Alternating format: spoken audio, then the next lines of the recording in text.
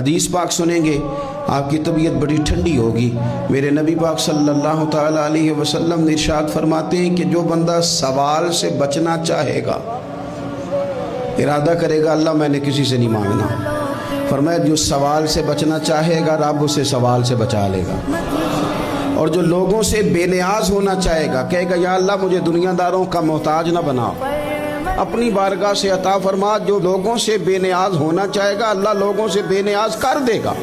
اور فرمایا جو صبر کا ارادہ کرے گا اللہ اسے صبر کی توفیق بھی عطا فرما دے گا۔ ارادہ تو کرے، پروگرام تو بنائے، توفیق تو اللہ دے گا۔ جو صبر کا ارادہ کرے گا اللہ صبر کی توفیق بھی عطا کر دے گا۔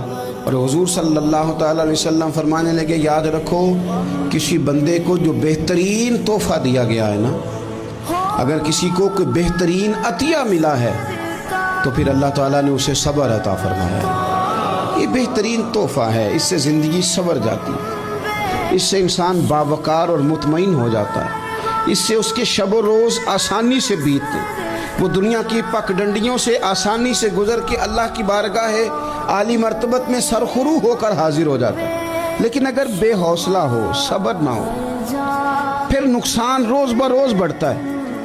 اور پھر میرے رسول پاک صلی اللہ تعالیٰ علیہ وسلم ارشاد فرماتے ہیں کہ اصل بات یہ ہے کہ اللہ تعالیٰ نہ کسی بندے کا درجہ بلند کرنے کا ارادہ فرماتا ہے، لیکن اس کے اعمال اس طرح کے نہیں ہوتے کہ اس کا درجہ بلند کیا جائے۔